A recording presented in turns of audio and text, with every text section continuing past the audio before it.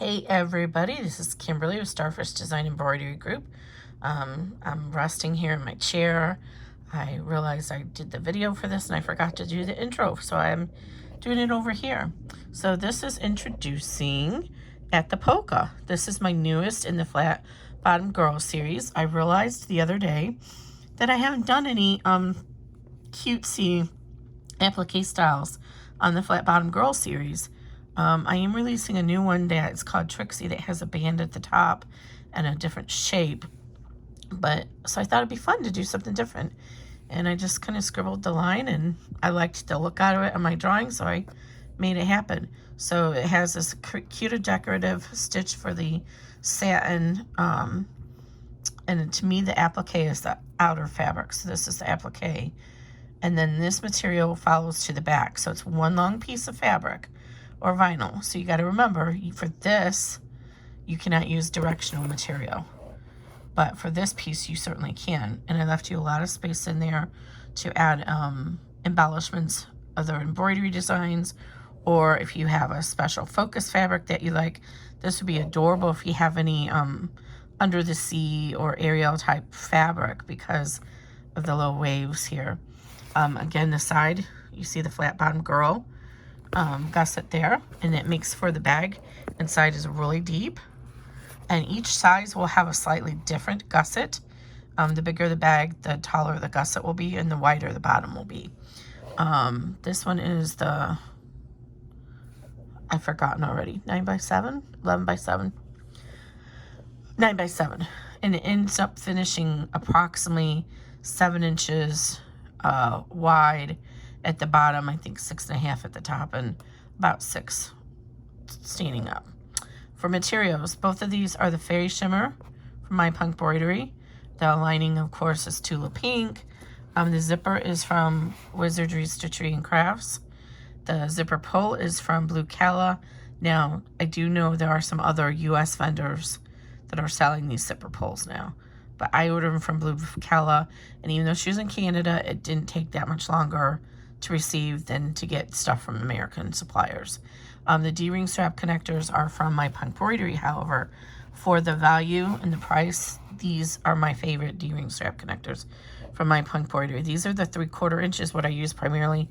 I also have the 1/2 inch. I will tell you, at least in my experience, when you move up to the 1/2 inch D-ring strap connectors, they are slightly thinner than these 3/4 inch and 1/2 inch from MyPunkBroidery, I'm speaking of. Anyway, that's pretty much it. And as always, all of my decorative elements are different color stops. So if you don't like the top polka dots or the bottom, you can skip those. You can skip them all together if you want. You can't skip the satin stitch though. That is needed. If you like this shape of flat bottom girl bag and you don't want to do the applique, but you like this shape. Now Trixie is going to be similarly shaped, although her top is more narrow than this.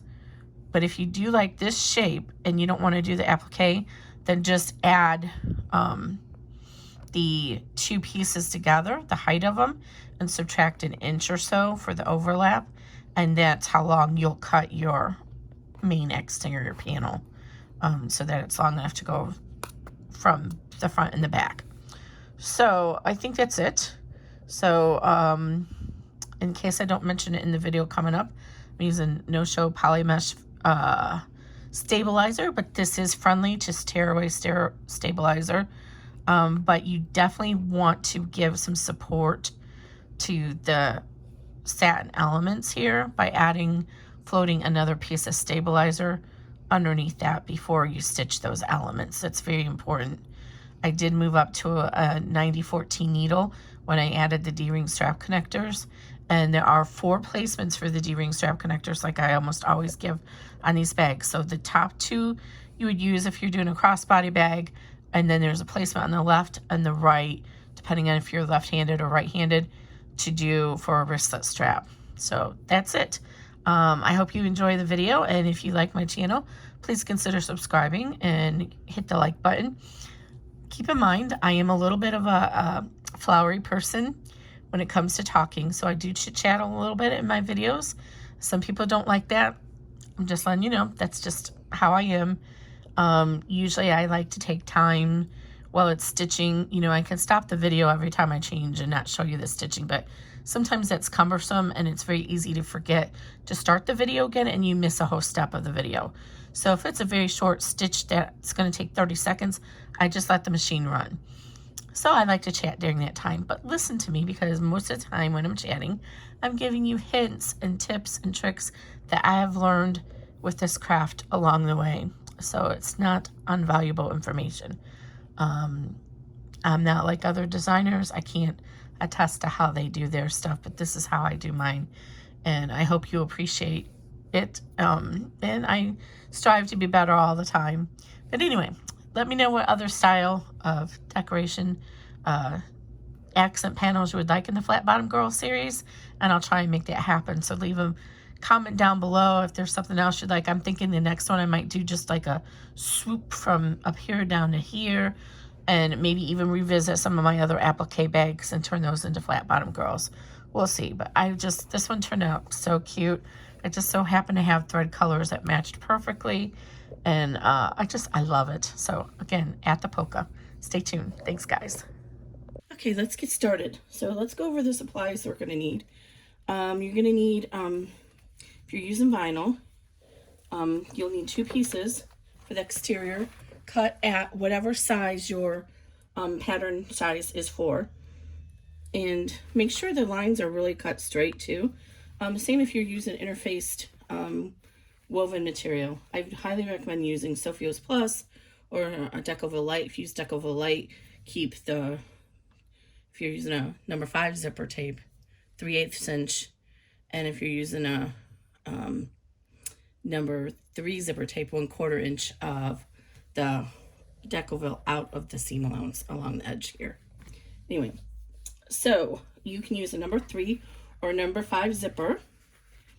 You need some D-ring strap connectors. There's 4 placement spots for them. So you can use the crossbody at the top, 2 of them at the top. Or if you want a wristlet, you can use the left-handed or the right-handed wristlet strap. In that case, you would only need 1 of these. But I'm going to use the crossbody at the top, so I got 2 of them. And what I've done, since I'm just using this vinyl, my machine's not strong enough to go through lots of layers of vinyl if I use the traditional fold over method of making a D-ring strap. So what I do is I just use a single layer of vinyl, but I like to reinforce it. In this case, I cut a piece of Decoville Light and I just glued it in because I didn't have my iron on. If your iron's on, you can fuse it with the iron using a pressing cloth.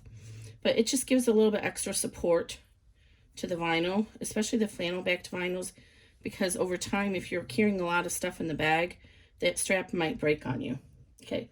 So I'm going to set these aside, and I almost always forget these, but hopefully I won't this time. Put them in the soap bowl. Part of my mess here. And then we need our lining panels. Again, 2 of them. One is shorter than the other, and it follows the instructions. And if you have panels that are similar in size, like I'm doing the 9x7. So the lining panel is 10 inches by 10.5 inches. So I put a little arrow in a non-permanent pen at the top or the bottom just to indicate the width, so I don't get it confused when I'm actually going to do the bag. So let's set these out this way for a minute. And I'm going to be using zipper by the yard, or zipper tape as it's called. But this pattern will work with either a number 3 or a number 5 zipper tape. So here's the zipper by the yard.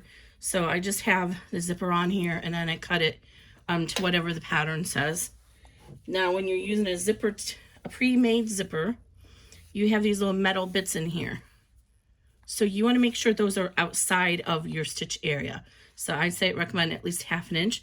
So it means you want the dimensions of the zipper that's in the pattern is to be between these 2 metal bits, the pole and that metal bit. That's the dimension. So if you're using a number 3 zipper, I always turn the hoop around and start from the right hand side of the bag. Now I'm referring to right hand, left hand of the bag itself, because I don't know how you are going to have this positioned in your hoop. So my Janome 500E has the embroidery arm on the right hand side. So I always put my zippers on the left hand side so that the material, when you flip over the lining, doesn't get in the way. When you're using a number 3 zipper, and all the number 3 zipper means is the zipper teeth here are 3 millimeters wide compared to the zipper teeth on the number 5, which is, you can see they're wider. The number 5 is 5 millimeters wide. You can use a 4.5 too, but hardly anybody uses those. So if you're using a number 3, start at the end, the right hand side, and like I said, I turn or flip it around so I can see it, and I get it started here and tape it down. So you want your metal bit to be like 1/2 inch outside of this die line here.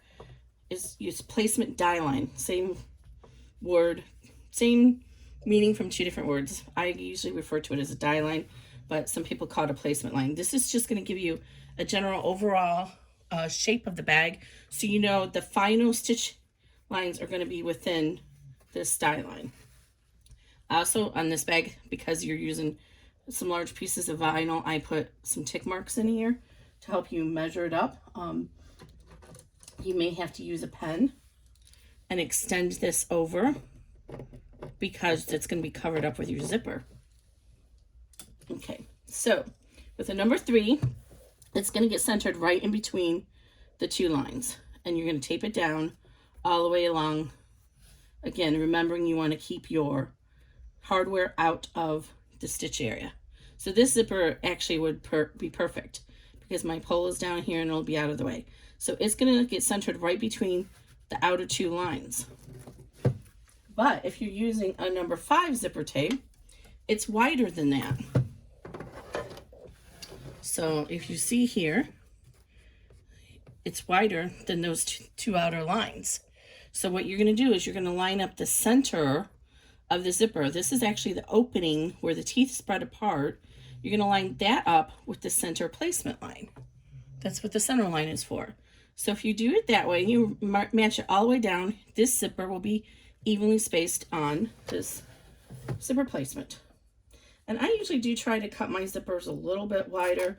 It's a little bit more wasteful, I think, but I don't want to risk hitting that zipper pole. So what I do is I line it up here on the right hand side, and because I'm using zipper by the yard, I don't need to overlap it that much. So I line it up and then I tape down this end, and that way I know I have an anchor in place. So as I work to secure this zipper tape down along the placement line, I know this piece here is anchored and it's all ready to go. So then what I'm going to do is flip it around the right way now that it's going to be stitching. And if you fold up this zipper tape, you can just kind of go along the line and roll it down onto making sure that it's matching up this line all along. And what I do is I take some long strips of tape, about 1.5 inches long. I'm using the Transport 3M tape by the Transport tape by 3M right now. I'm using the thicker, the 1 inch roll, so I just tear it in half. But I actually usually get the 1.5 inch, just don't have it handy right now. So I like to try and put the tape on the very edge of the zipper so the needle doesn't go through it. I don't have bad luck with the needle going through this tape. If it does start to get gummy, you can clean your needle off with rubbing alcohol, but if I can avoid it, I'm going to avoid it. So by putting it on the very edge, it won't go into the tape. So I'm going to keep going all the way down, rolling it down so it's meeting with that placement line that I have right there, all the way down. And then you can kind of look as you're going and make sure it looks straight too. And then the zipper pole, I'm just going to put a piece of tape here to keep it from jiggling around. So I always do the bottom half of the tape first, and then I come back over and smooth out if I need to and add tape to the top half. That's just the way I do it. You can do this your favorite method. Just know that this is how you line it up on my bags. Any bag that I've made since March of 2020 works this way with the zipper, unless I tell you otherwise. I know a lot of people do two just separate files for the number 5 and the number 3 zipper, but I just chose not to. The real big difference is how much of the zipper tape you'll see. Let me show you real quick what I mean. So this one I used a number 3 zipper tape, and see how you have about, let's see, it's probably millimeters, but let's get the ruler out here. You have about 1/8 inch between the zipper tape and the edge of the material. Then if we look at one that I did, where's this one I did yesterday? All right, here's one with the number 5 tape. If you look at this one, it's, well, this one's 1/8. It's just under 1/8. So that's a big difference. It's about, not 1/16, whatever the next measure, between 1/16 and 1/8. So it just shows just a slight difference. You see a slight bit more of the zipper tape with the number 3 than the number 5. That's all it means. Okay, so I'm gonna go ahead and run the tack down for this real quick. It'll only take a second.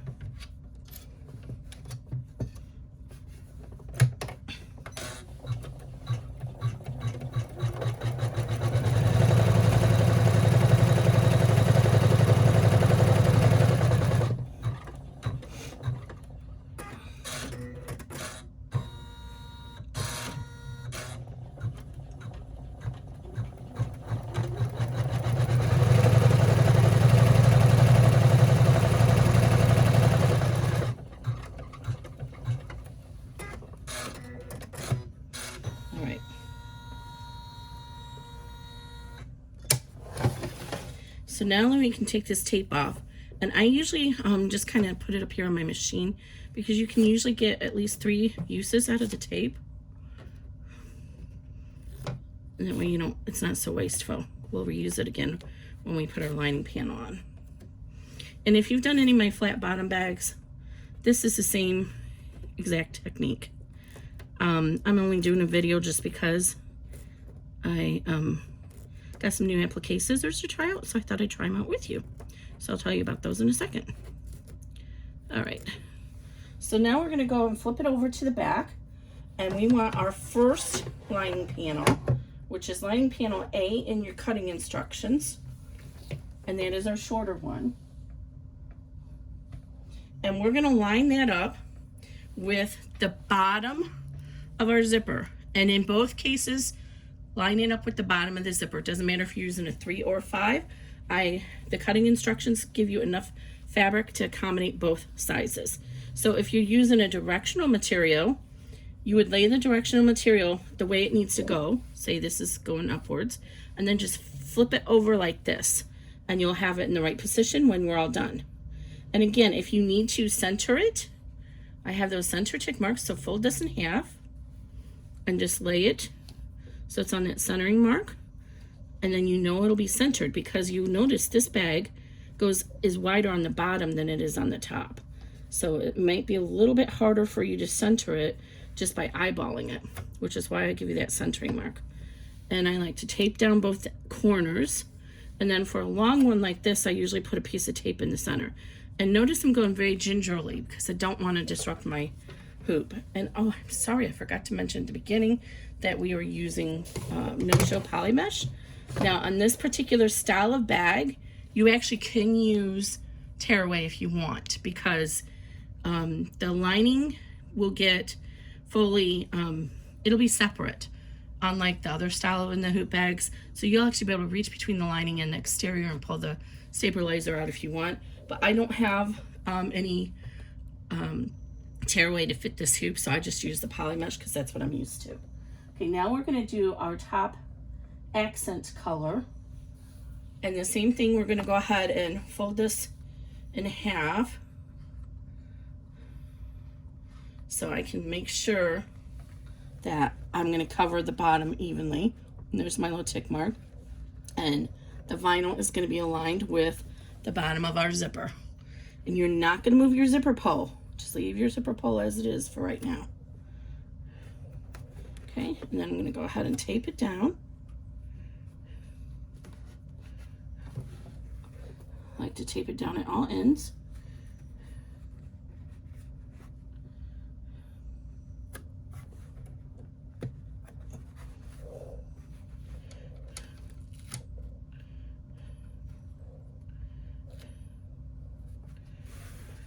Okay, so that's, I want to change the color of the thread too, because I want to match what's the vinyl better on this one. Okay, so I'm going to change my thread, and I'm going to run step 3, and then I'll be right back. Okay,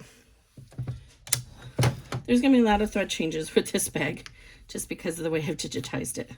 All right, so let's remove this tape. Oops, split right in half.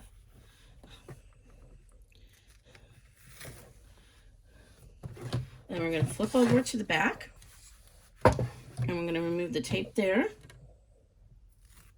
Now, we're going to fold this down so we can do the top stitching through it, and then we're going to fold it back up in a few minutes, or a few steps. So I like to finger crease the seam allowance with my finger carefully on the back, because again, you don't have this hoop against anything, and you don't want it to unhoop. Okay.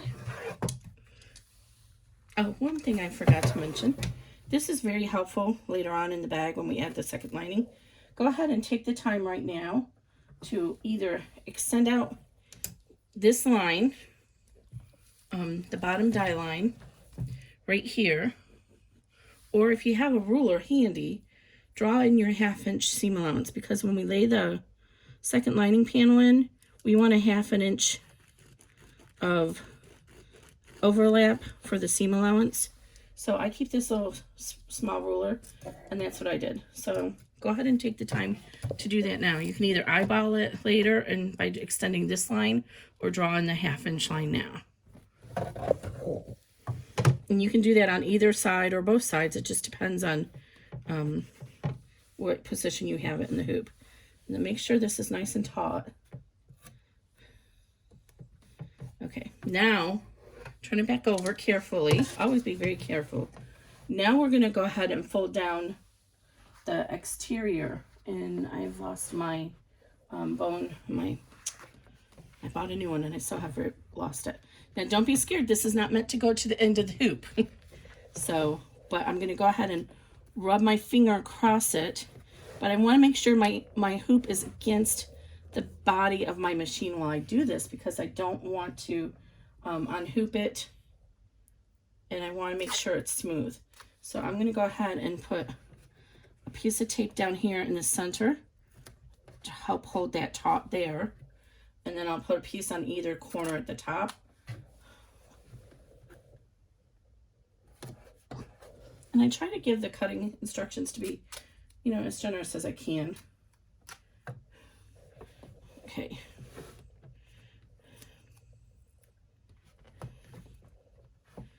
All right, and now we're going to top stitch through this, and I'll be right back.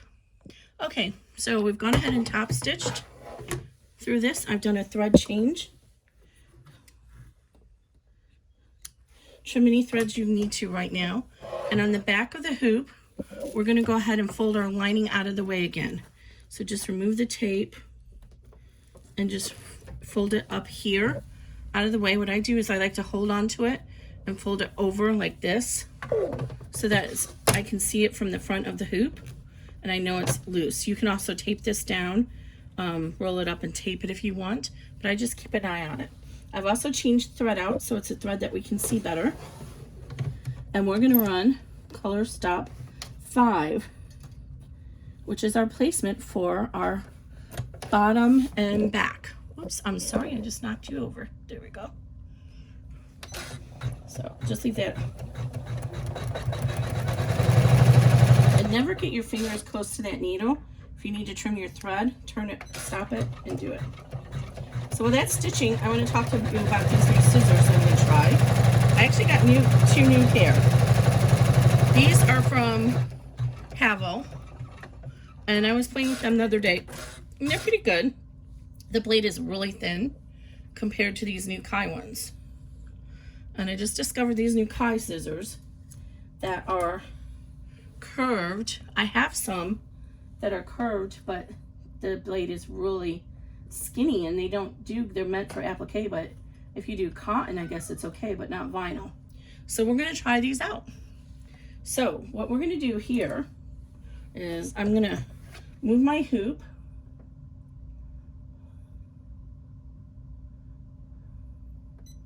I have, again, I mentioned I have the General 500E, and it actually has a setting where it can pull the hoop out of your way.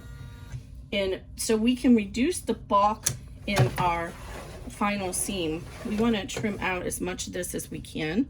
So go ahead and remove the tape now. Save that, that's a big piece. And so what we're going to do is we're going to use these scissors, and we're going to just trim out, and being careful not to cut into your stabilizer, and leave about a 1/4 inch overlap. Oops, I got real close on that one. Woo, don't get that close. I'm not sure if I like these, to be honest, right now for this purpose. We'll see, we'll keep trying them, but I'm not impressed right now. Maybe I'm cutting from the wrong side, so I can't really see the thread. I should have cut it from the other direction, probably.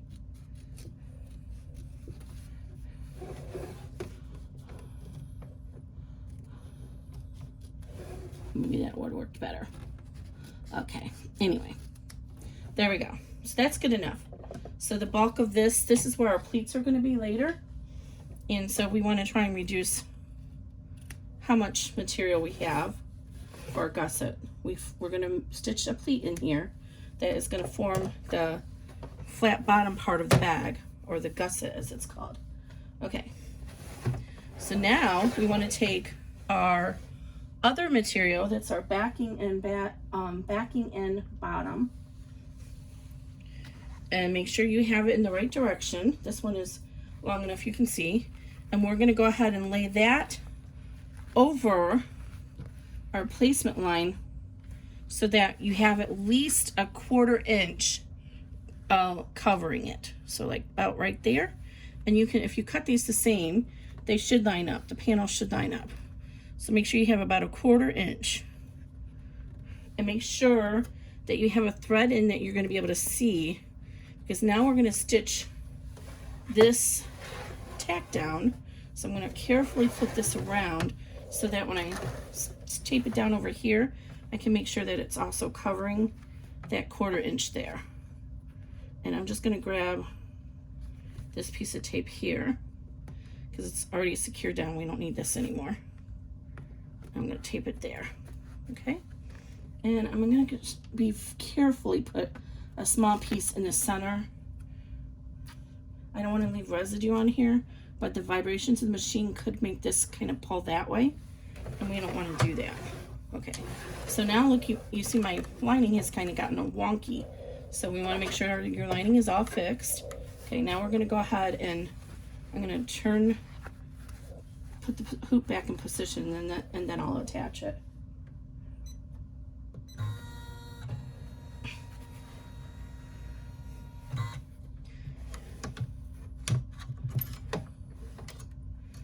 Okay, so now we have this ready to go. We have a color thread that we're going to be able to see, and we're ready to stitch color 6.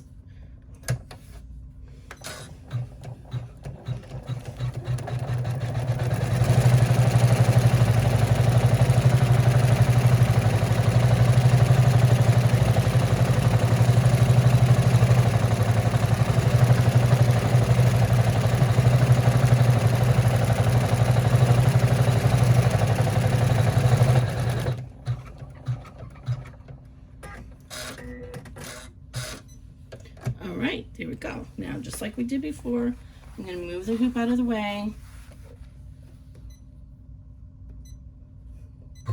So I have room to work. All right. Now carefully lay your material down there. And then go ahead, you can remove this tape now. And now we want to trim as close to this stitch as we can. And I think I'm going to go back. Well, let's go ahead and try this.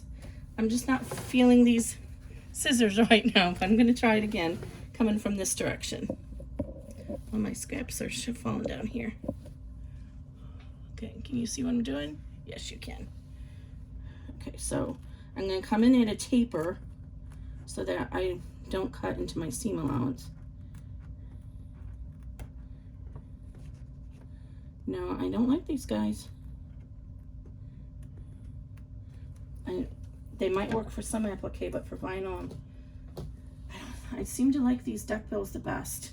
The reason I like the duckbills is it has this little bill, and if you position it against the thread, and you try to keep this as flat up and down as you can, like you want it to be 90 degrees to the stitching, but you can't always be that close.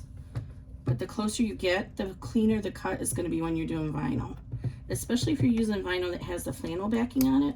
This vinyl has the, I don't know how to describe it, but this one's got the rigid kind. I don't seem to have as much issues with that, but when I'm using the flannel that has the fuzzier stuff, I find that it splays. I don't know how to describe it, but when you cut it and the needle comes back around, the needle goes into it and it splays that backing and separates it, and it gets fuzzy on the edges. And so I don't like that one. So that's why I try, when I'm using the vinyl like that, I try really hard to keep this, the scissors as upright as I can. And yes, this is a very curvy applique. Sorry, not sorry. That's what I wanted. That's the look I was going for, and that's what I did. I am trying to be careful because I have noticed on this very shimmer vinyl from MyPunkBroidery, if I didn't mention that already, the scissors do scratch it. It shows scratches from the scissors when you're trimming the applique. So I'm trying to be really careful where my scissors are going. I'm trying to hold them up underneath so that they're not touching the blade's not touching the vinyl underneath. Okay, and then just keep going real slow. And I am cutting a little bit into that stitch, but I'm not too worried about it because the satin is 4 millimeters, so it's going to cover it. But if you do cut too much into it, then you might want to put some glue or something underneath to help hold it in place until the satin is done. So that's why I do either a bean stitch or a double run, so there's a little bit more thread there than just one single run. So if you do accidentally trim into the thread, there's another piece still there holding it in place, as long as you don't cut both threads. Okay, so just keep working around it.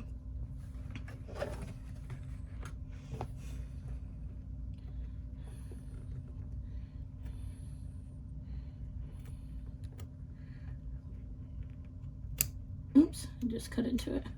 And the reason I try to overlap it by at least a 1/4 inch, I prefer 1/2 inch, is because it gives you something to hold on to while you're trimming.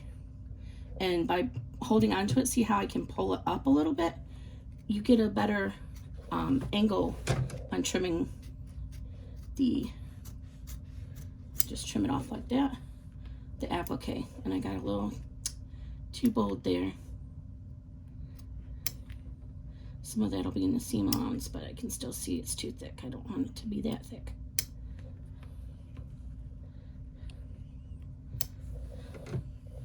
Okay, I think that's good. So yeah, not impressed with those scissors. I want Kai to come up with some duckbill scissors, and I'll be a happy girl. Okay, there we go. You can see where it's at so far. All right, so I'm gonna place this back on the hoop. I'm gonna pull my lining out to make sure it doesn't come undone carefully.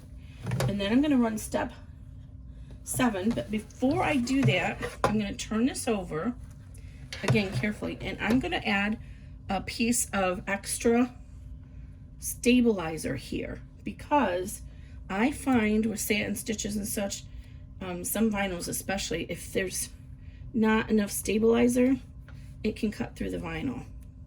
So I like to I save all my scraps, and then I just kind of layer it in here and give it a little bit extra support. Okay. Let's go ahead and put our hoop back in position.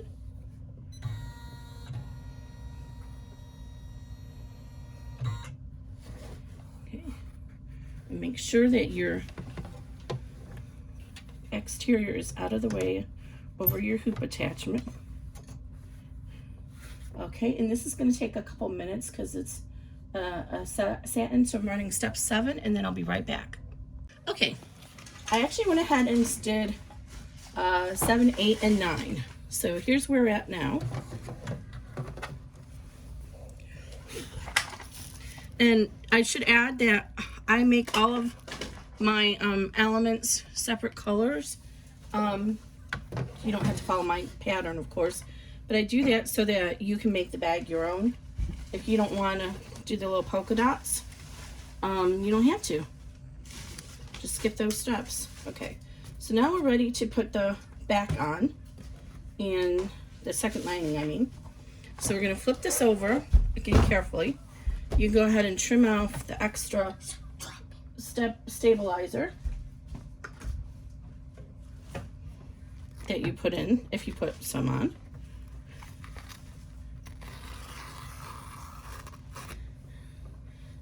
And you know, in the hoop bag, with any bag, but within the hoop bags, we don't have as much luxury about how we can construct them, so the lining and everything tends to get taped together.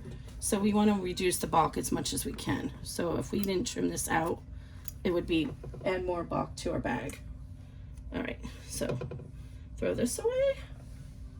Okay, so now we're going to go ahead and position our lining back down where it was and tape it down. We still have tape on there.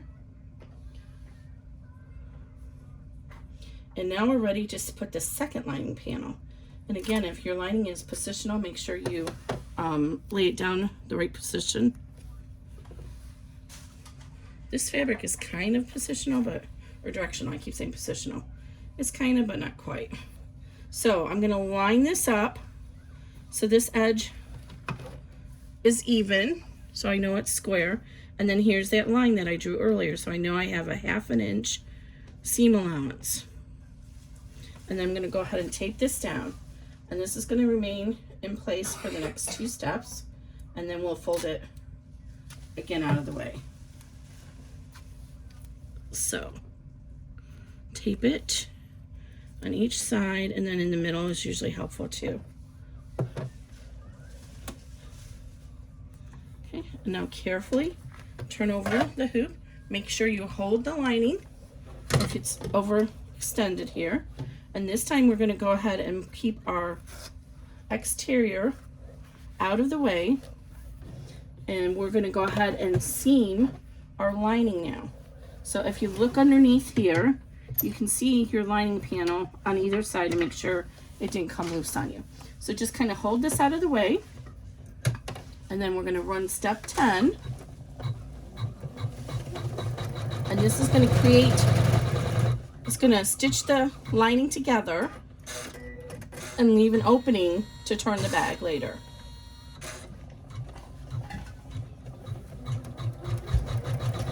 And then when it's done, it's actually going to come up here. So I'm going to stop this. I don't want it to get stuck there. So now you go ahead and take this off the hoop. Again, leave your back alone. We just need to make sure we can get the foot over your back panel there. Okay, now we're going to get ready to start stitching our pleat. So we're going to run the first pleat marker.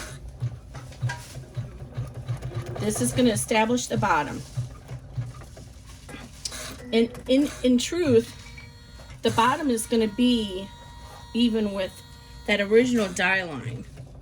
But I found when I first started this series several years ago, if I didn't stitch this down, trying to rely on just folding this up and lining it up here with the die line was hard. So having those stitches helps make it line up better. Okay, so let's trim these little tails as we go, because they'll get stuck in your seam and drive you crazy. So you see how we have one there and one here. Right there. And what we're going to do is fold the exterior. Remember, keep it pressed against a firm surface. And we're going to fold the exterior up, and the side should line up alongside there. And you don't want to pull it so hard that your stitches come out. So just, and it should, the bottom should be right on that die line from the step 1. And then I'm going to put a piece of tape over here.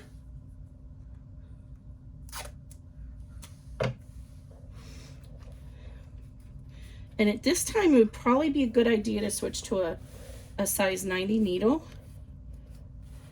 I'm going to just go with it.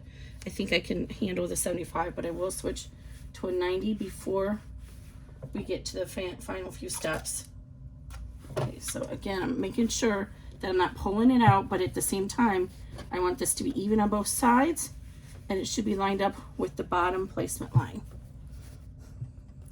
And I can see that my lining came undone, so make sure you fix that. So I'm going to pull it up, hold it like this, and make sure it's straight. Okay, now we're ready to stitch our pleat marker 2. And now you see we're getting a little bit of bulk here. So you need to make sure, with depending on your machine and the way the presser foot moves between the stitches, that it doesn't come in here and hit that. So what I do is I wait until I hear the cutter engage, and then I reach underneath. In this case it went this way, but it might have went that way. But I can, there's like an extra lift on the Janome 500E, and then I can just lift it out of the way. Now we're going to do the right side.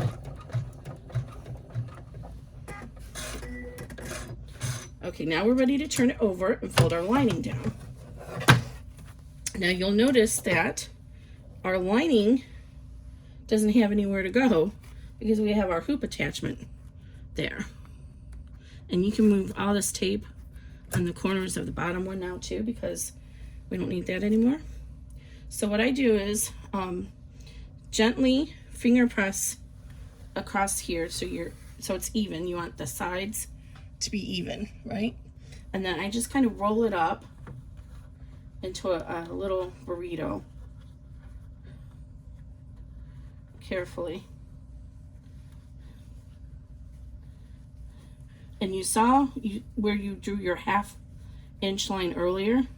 As long as your little burrito is underneath that, you know it's not going to get stitched on, because that's your seam allowance. It's not going to stitch down that far. So I like to just take the corners down.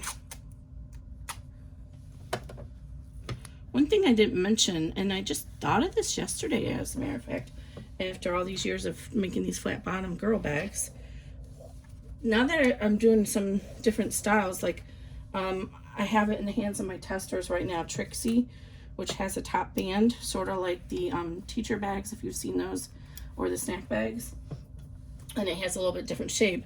But if for some reason you didn't want the flat bottom, but you liked this decorative style, you could actually just not do the pleats at all and just skip that steps and then move forward and just stitch this straight, and it'll be just a flat bag then with the design. So now we want to go ahead and stitch this down, and this is where it's going to get thick. So I'm just going to show you how to fold this pleat down. See, I put these tiny little legs right here so that you have, it just helps reinforce it a little bit better. So go ahead and keep this against a firm surface and fold it down against those little legs. And again, you want to keep the side here straight. And if you have that side straight, then your bag will stay straight at the end. And I like to use the thick pieces of tape here. Okay, now I'm going to carefully turn it around. I just unthreaded my machine. Not good. Okay, I'm going to carefully turn it around and do the same thing over here. And just kind of make sure it's, you don't want to crease this too much, but you just want to make sure that you're even all the way across. So here's the top of my thread. I can feel it. So if I smooth this down and make sure it's even, because it wants to bubble up on you. Okay. Now, this part here, you see how we have a big pleat now, a big pocket. And that could allow our presser foot to get stuck in it as we're moving across the machine. So you have a couple of choices. If you're doing cotton, you can just use tape. But if you're not using cotton, if you're using vinyl, you can put a scrap piece of tearaway on there, and it'll help prevent the presser foot from getting into that little pocket that has formed for your pleat. My thread came undone, sorry about that. So, and we're going to use some scrap tearaway for the very last few steps too.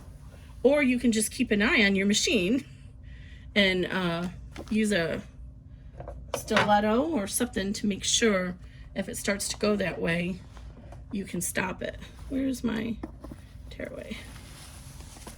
So, and I will make use of this tearaway again at the end of the bag. So I just take a piece of tearaway, you know, it's like maybe 3 to 4 inches wide. And then if you just go ahead and put this back on your looping attachment. Make sure your lining didn't come loose on the bottom. Okay, make sure this is taped down still. All right, and then you put this tearaway right here. Just kind of float it. And then when it goes to do the next step, which is up to step 13, it won't get stuck in that little pleat.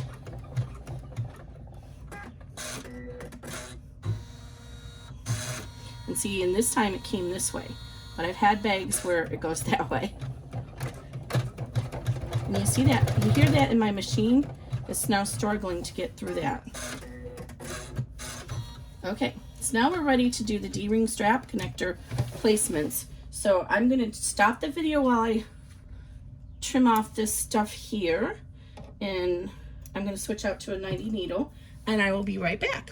Okay, so I've gone ahead and stitched out the D-ring strap connectors, and I use the same color of thread, so it's going to be harder to see them, but here's one there, here, and here for the top. And I'm going to put mine, position mine on the top.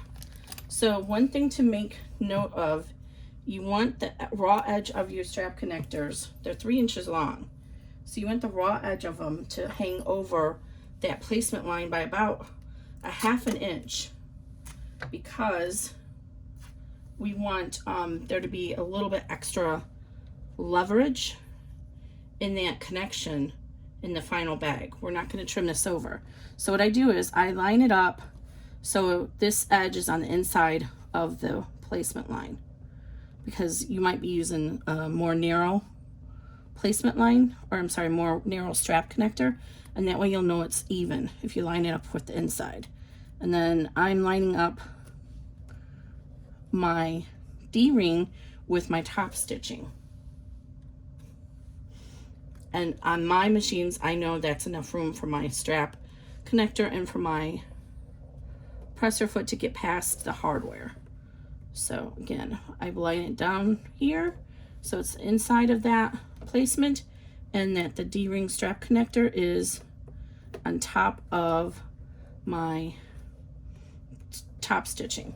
Now I'm going to go ahead and show this part on camera, because my machine is very particular about how it moves around, and I want to show you that little trick I do again if you have a Janome 500 to make sure it doesn't hit your hardware when it's going around. I'm going to put a couple pieces of tape to hold down these D-rings.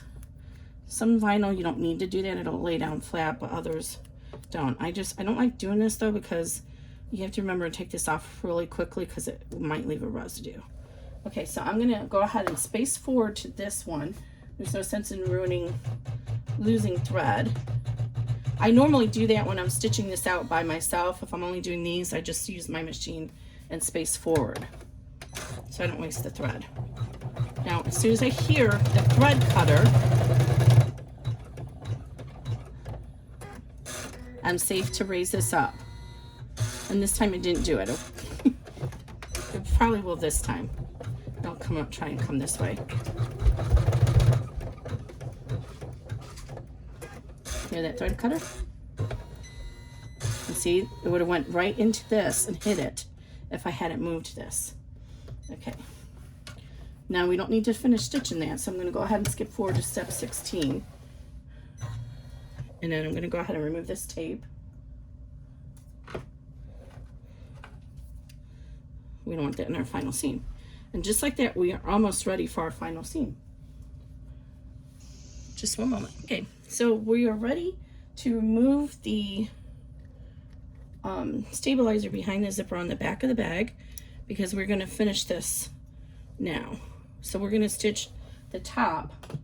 And how I like to do the stabilizer is I use my seam ripper, and I like to carefully hold this up so you can see, but I like to carefully get the metal bit so I can see it under the stabilizer, since I'm using this no-show poly mesh. And if I just glide along here slowly and carefully, it'll go all the way to the end. And now with this style bag, we don't have anything on the top yet stitched down, so you can use your applique scissors and just trim close to that placement stitch. But if this was a typical other bag, then you would want to hold the tension straight and do the same thing for the other side of the zipper. Okay. Now we're ready to go ahead and pull the lining up. Now the lining may go above the zipper, and that's fine. I give extra cutting just because if you're not familiar with this process, you might end up not lining things up well. So what's important is you want the bottom of your lining to be on top of your seam that you did. So just go ahead and finger crease that, and see I pulled mine up a little too far, and that's easy to do. So I want it to stay even with this seam. So here's the seam from earlier, and we want this to be even with that. And then the sides should be even as well.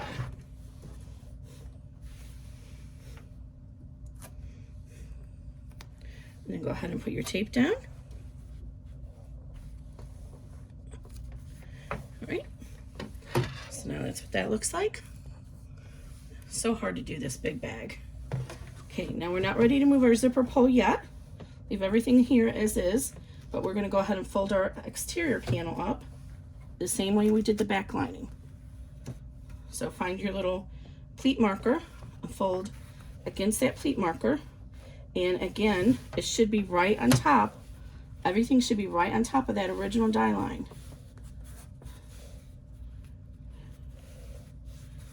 Just smooth it all down. And then your sides should be even as well. So I'm going to go ahead and tape this down on this side. And then spin it around carefully to do the same on the other side, because I want to make sure it's even on both sides. Okay, now we're going to run the step 16 and 17, which is going to give 2 rows of stitching up here to strengthen the top of the bag. Normally you'd have a row of regular stitching and top stitching. Now I want to show you what just happened. When I went to smooth this down, this lining came and pulled, or the exterior came this way. You see what happened over here? If you do that, your final bottom of your bag isn't going to stay smooth. So don't let that happen. So what I'm going to do is put a piece of tape down here so that when I go to smooth this down and it's stitching, that this doesn't pull up like that. Okay, so I just put another piece of tape right here just to hold that center up.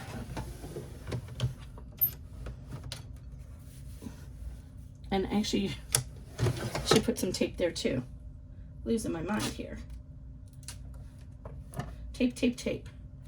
Tape is much cheaper than an emergency room bill, because something starts to come loose while it's stitching and you reach your finger in there to stop it and you get a needle through your finger. Tape is cheaper. Okay. So I am going to run steps 16 and 17, and then I'll be right back. Okay, so now we're back. So if we look in the back, this is all stitched down, and our exterior is stitched down. So now it's the hardest part, of the bag, and this is much easier if you have hemostats, and I have misplaced my hemostats. I think they're at the other cutting table. So I'm going to use my seam ripper instead. So we need to move our zipper pull out of the way so we can do our side seams, but we need it pushed over enough so that we can turn the bag as well. So what I like to do is I just get my seam ripper in the this little pull right here, see that, and then just push it down underneath the lining. I've tried this a couple different ways, also dividing this final seam up, and it doesn't, I might still do that again. I don't know how I redid this one the other way, but you can use your finger too. But don't forget you have your D-ring strap connector in there, so you have to get it past that as well. So kind of reach in there and push it through.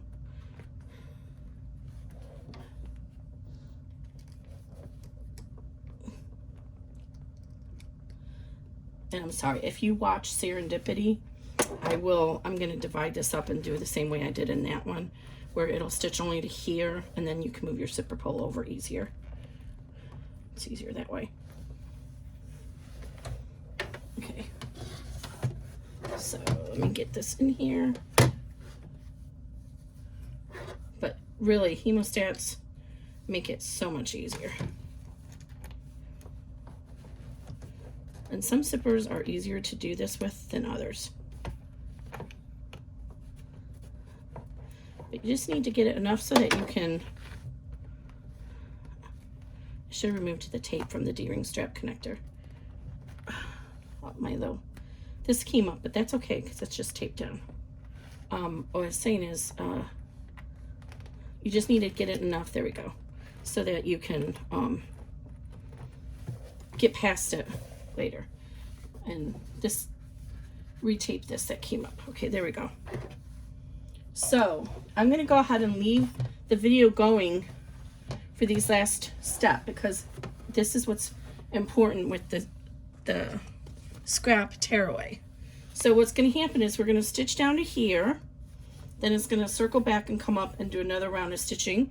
That's very helpful with vinyl, to give a double row of stitching to take the ease off.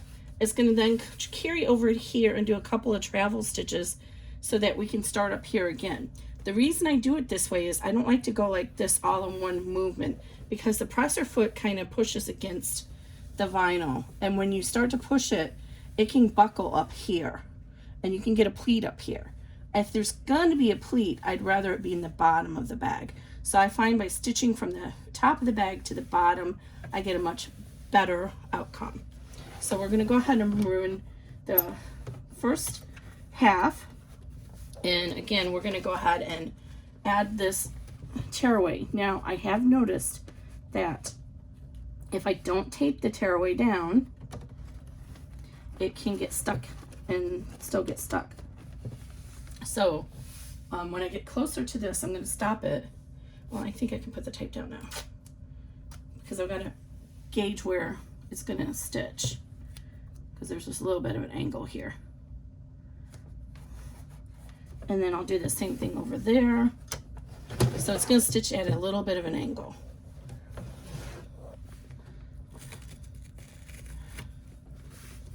And that way we don't get the presser foot stuck on the tearaway. The whole point of the tearaway is to prevent it from, okay, I didn't explain it well enough, I don't think. If you don't have the tearaway here, this presser foot's gonna come down here, stitch down here, and it might come off the bag and then get stuck in this little pleat, depending on your machine and the way it moves the presser foot. So by keeping this tearaway here, it creates like a little bridge for the presser foot to go along. Okay, and remember I have a 90-14 needle in here now.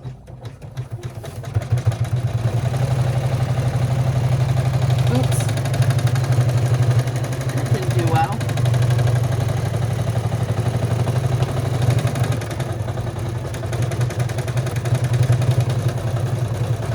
This should be okay though.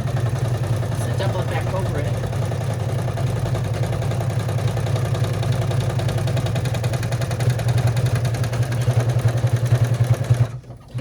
here. I'm gonna stop this a minute because I think the thread got stuck in there. There it goes. All right.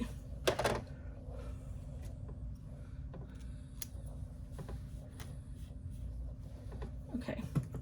So now it's gonna do that travel stitch, and then it's gonna come up here and start again.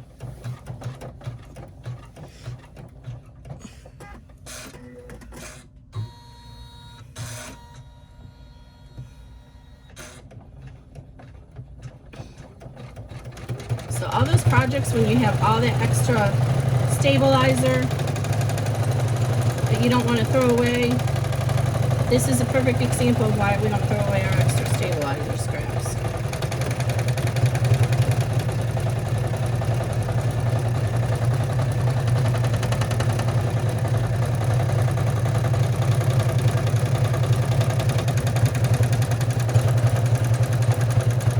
Okay, that was the end of step 18. Now, you're going to have another step 19. If you're on a multi-needle machine, it doesn't matter. But most single needle machines, when they're done stitching their design, will come back to the center. We don't want that because there's all these places for the presser foot to get stuck. It could hit the zipper pull, any of that. So stitch 19 is just to get you to this point and have machine stop. You don't run stitch 19. It's just a little couple of stitches here. So if you're on a multi-needle, it's fine if it runs, but we're not going to run it. So I'm going to come back over here and start 18 again because my bobbin didn't catch right those first few stitches, and even though it backed up, it's a single run there, and I just want a little bit more strength. Okay, that way I just have a little bit more strength there. Okay, so now we're ready to go ahead, and before we unhoop it, we always check the back and make sure nothing came undone. So go ahead and remove all your tape. You see nothing came undone here. And then on the back and the front, go ahead and carefully remove the tape and the tearaway. Because again, you can use these scraps. You don't have to put a big strip across here. I could have, you could just put a little square right here and held it in place with the tape at each corner. I just never know when my machine is going to go off kilter and go to the bottom and get stuck in that pocket that the pleat forms. So that's why I do a whole sheet. See, this bottom is what I'm talking about. Okay, so we'll move all this tape. I have a big pile of tape over here on my table.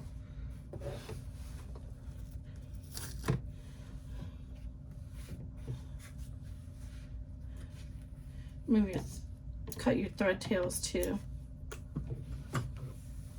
Okay, so now we're ready to unhoop it.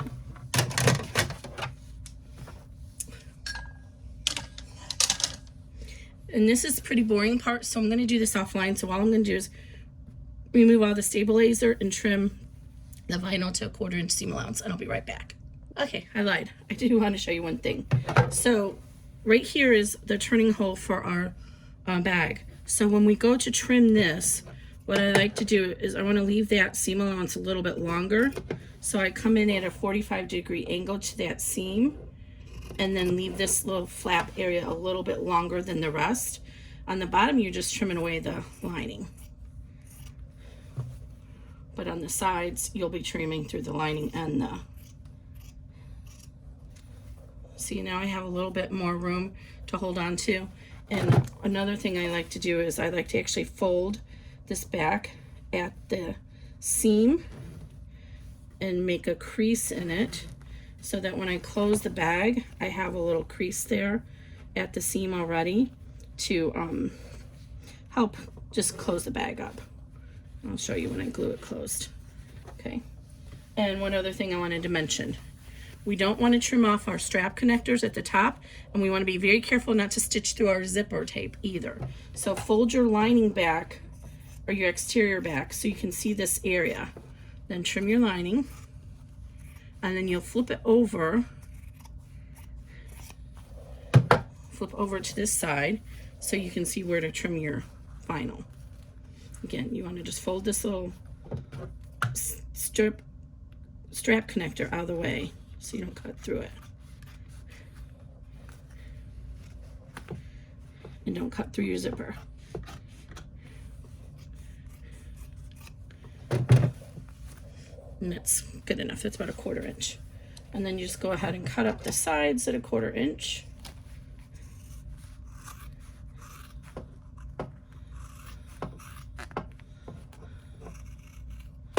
If you were using strap connectors that were at the side ones, that's the same thing. You'd want to go ahead and pull them out of the way so that you don't trim them even with the seam allowance. Okay, and then just go ahead and just taper off just a little bit of the bottom corners.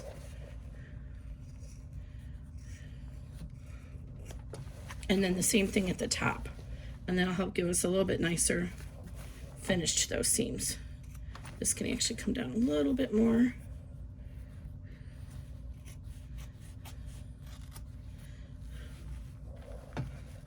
And trim this very well.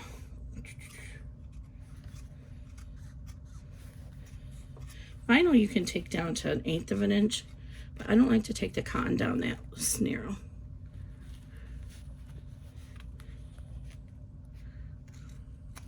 All right, and toss all that in your garbage. Okay, so now this is what I was talking about. If you're using tearaway stabilizer, you see how you can actually reach up in here. Well, actually, you probably can't really cut away too much of it because we have our design there. Forgot about that. But on the other bags, you'd be able to pull that out. So what we're gonna do is we're gonna go through our little opening here, and we're gonna push down one of the corners. I would start at one corner, and I find if you can get one corner through the hole, that the rest will come along with it relatively easy. Now, if you're doing the really small bags, like the 7x5, you have to be very careful because it's a very small hole.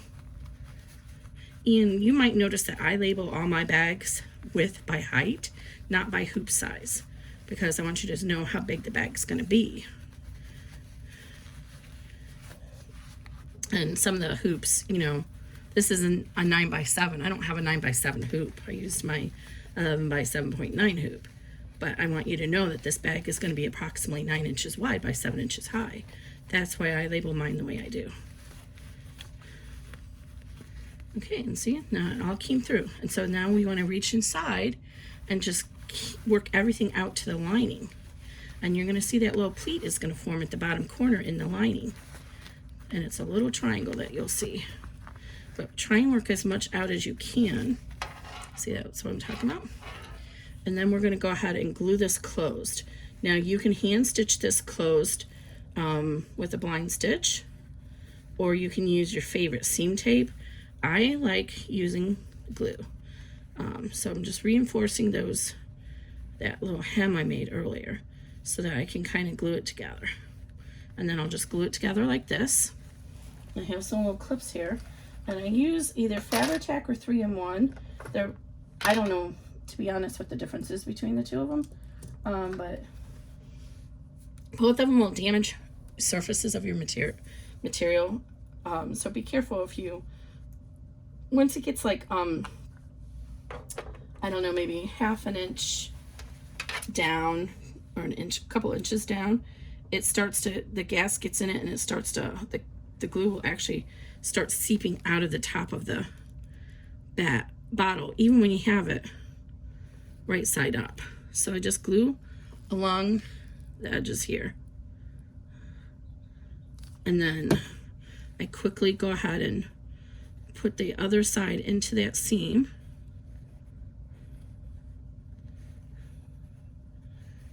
And push it together, and then just put these little clips on it. And this glue sets up really fast, like within about a minute. It's enough that I can turn the bag the other direction.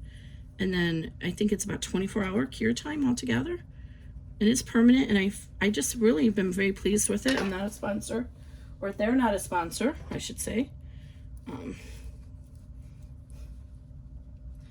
And while it's holding, So that's all we have right now. We'll let that sit for a minute so it can kind of cure together like I mentioned. And then I'm going to reach inside here.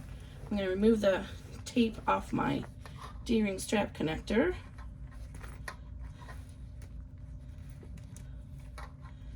Well, I'm going to try to. And this did seem to leave a little residue on it, but that's okay. I think rubbing alcohol will get it off. Okay, so now we want to go ahead and open our zipper all the way over there. And some are easier to do than others.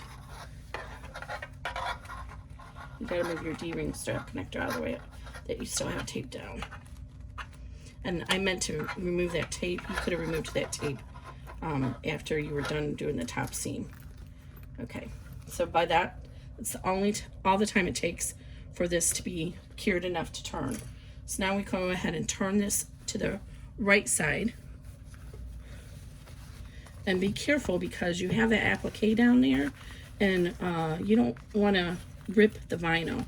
Some vinyl, even though it takes the stitches really well, sometimes it still might perforate it enough that you, when you're I hate to use that word, when you're roughly handling something, it could tear. Okay. So I'm just going to keep working this out. And then we are going to use our little 4-in-1 tool that has the stiletto and the seam ripper on it.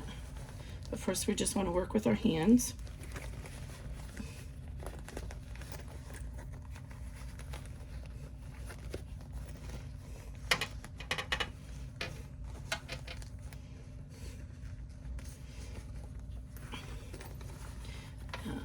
There we go.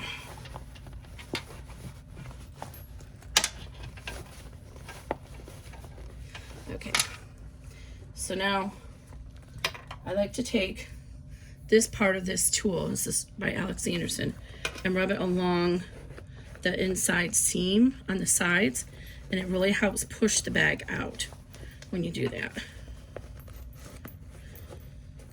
And then we want to address the bottom. So we want to get a nice pleat so that it's even on both sides. You see that little triangle? I can tell right here, see how it's all bulky and everything? It's not pushed out all the way. So keep reaching inside until the seam should look the same as here, up until it gets to that little triangle. So you just got to kind of work at it. And it's hard to describe on camera, but you can feel inside when it's right. See? That's how it should look. You see how the seam is pushed out there. You can see the threads a little bit. And it's even. The triangle looks pretty even. And then you do the same thing over here. And you just work it until you can feel that it's even. And like I said, you can tell inside. So you can't see it, but I have my index finger right here and my middle finger right here. And once it's pushed up and you see that that's even, then you know your pleat is done right. Okay, and then you can go ahead and gingerly, if you have cotton, you can actually go to the ironing board and iron it.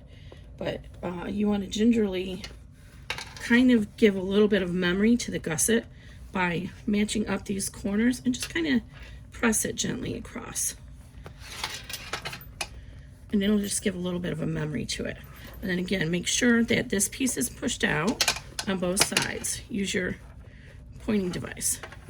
Okay, so there's where we're at now.